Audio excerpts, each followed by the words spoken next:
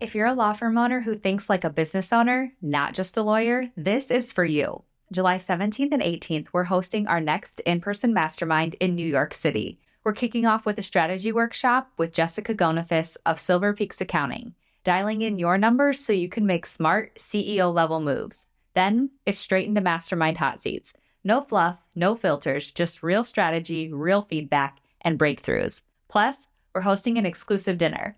Bring a plus one, connect deeply, and build the kind of relationships that transform businesses. If you're ready to think bigger, move faster, and scale smarter, get your mastermind ticket at maxlawevents.com.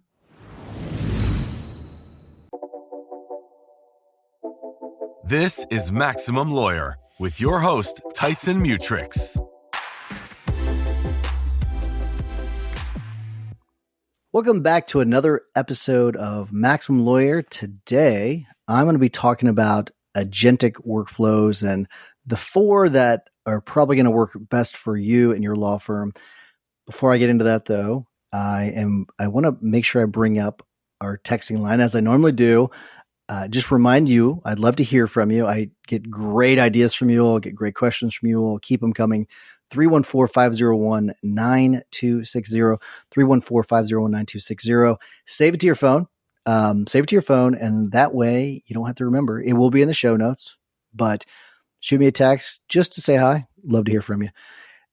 So the episode that I'm going to do today, it came up because I did a training inside the guild this week, and I showed everyone the back end of what I built out a few test things to show off people, but it's because we've been building out things on our back end. I actually created a special environment to build out some workflows to show people some ideas on how they could use it and how they can build some more workflows themselves when it comes to different AI agents.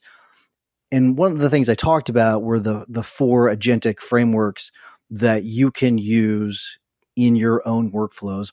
And there are probably technically others, but these are the 4 primary agentic frameworks that you're going to be dealing with for the most part. So I'm going to go through those because I think it would be pretty helpful for people to have a basic idea as to how some of these frameworks would work. And before I get into this, if you don't know what an AI agent is, okay, I want you to think about it from this perspective. This might change your view as to how you might view them. Obviously, you've got AI, right? You've got the different LLMs like ChatGPT, Grok, Gemini, right? Those are LLMs. Those are not agents themselves. But the way you can think about an AI agent is think of them as how you would think about an employee and the things that they can do. Only they're AI, okay? So when we're talking about an AI agent, we're talking about things like they can go out and do things. And I'm going to use the terminology think.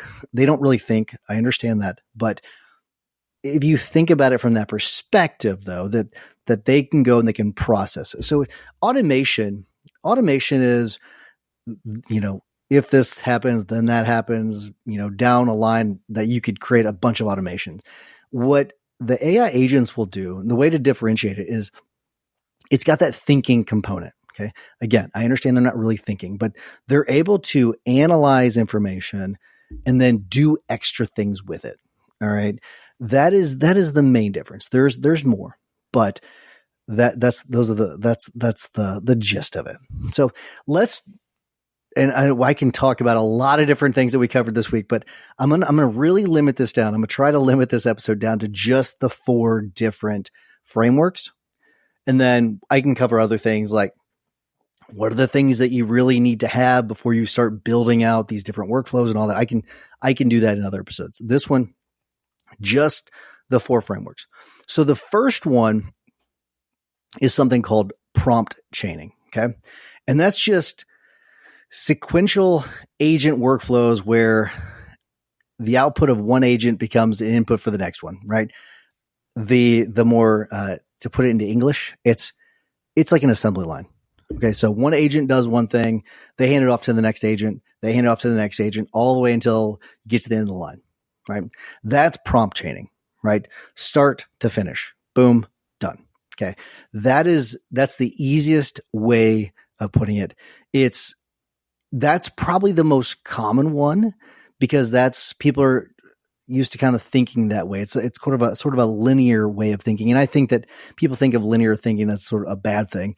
I don't. I think that it's a normal way of thinking about something. And an example that I created for that is maybe you create articles, or I call them articles, blog post for your website, for your firm. You could do it for really any content, but you've got, sort of an outline agent.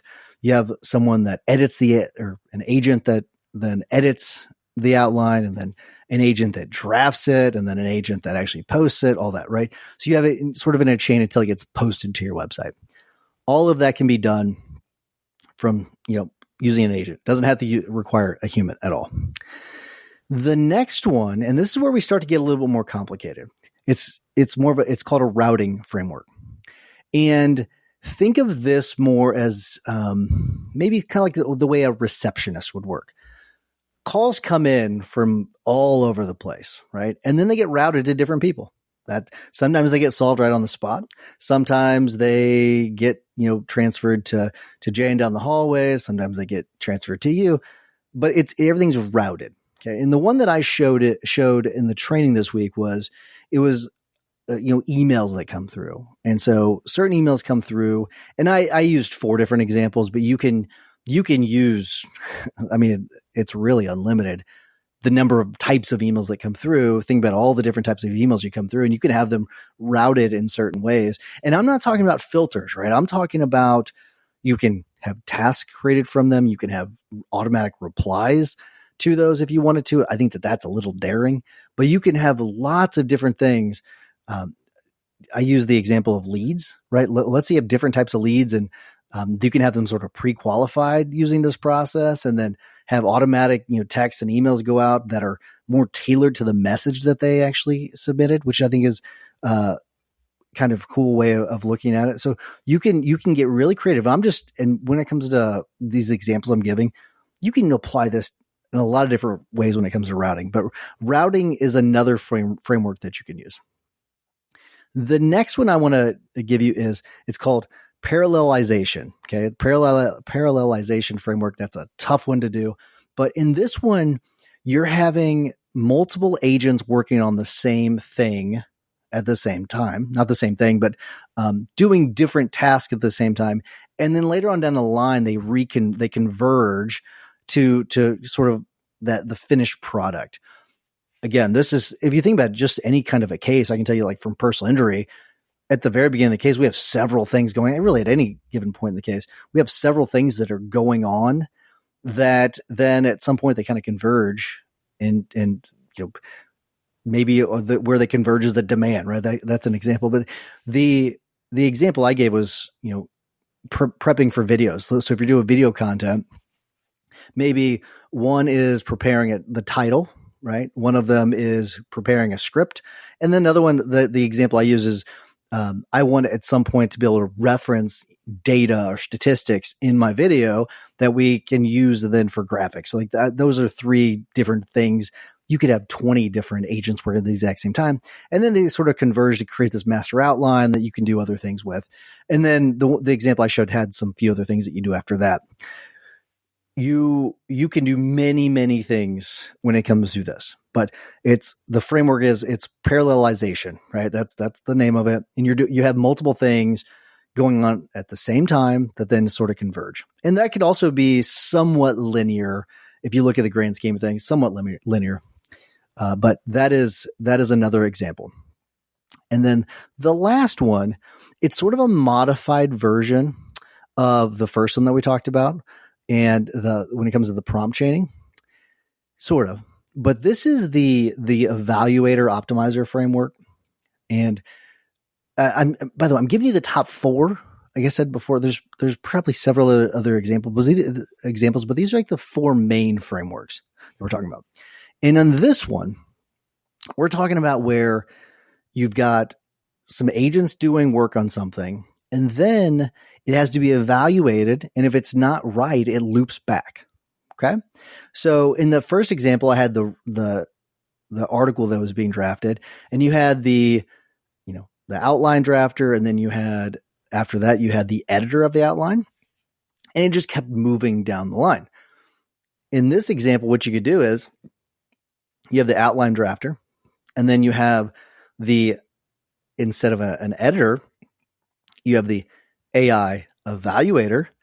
If it is not right, it loops back, it's redrafted, and then sent back down the line until it's done. And you can have that done instead of having a human. You could actually insert a human into this process too, if you wanted to, but you don't need to. Not for this example, at least. And so what happens is you can do this whenever it comes to the article too. So you can have as many loops in this process as you want.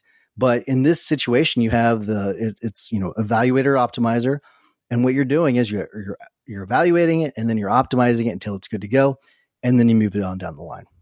So that is the Evaluator Optimizer, and I've given you the modified version that we'd given before when it comes to the prompt chaining.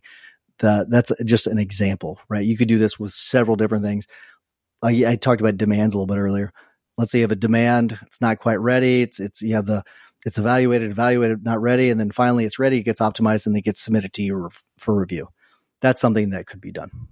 And like I said, there's several other things I can go to with this that I'm not going to. I'm going to hold off because even though I really want to talk about all the different things that you need, and some things that you can add on to this, kind of bolt onto it and make it even better. I'm not going to get into all that.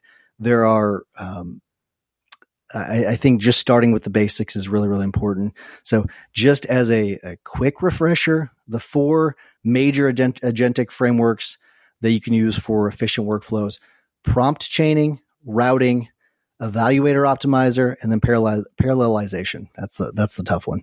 But that's all I have for us today. As a reminder, I'd love to hear from you. If you have anything else when it comes to AI or anything else you want me to cover, 314-501-9260. Would love to hear from you. Until next week, remember that consistent action is the blueprint that turns your goals into reality. Take care, everybody.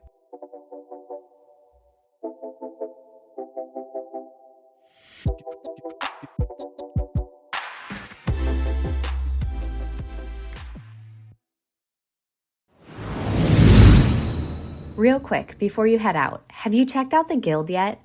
If you've been listening to this podcast or hanging out in the Maximum Lawyer Facebook group, you've probably heard us mention it. But if you haven't taken the next step, let me tell you, you're missing the best part of this community. The Guild is where law firm owners like you go to level up. It's not just more content. It's a powerful mix of weekly live trainings, group coaching, accountability, and a tight-knit community of people who actually get what you're building. You'll be able to tap into real conversations with people who are in the trenches with you, scaling their firms, testing ideas, solving problems, and growing fast. If you're serious about building a firm that runs like a business and not just a job, this is where you want to be. Go to maxlawguild.com and take that next step. We'll see you inside.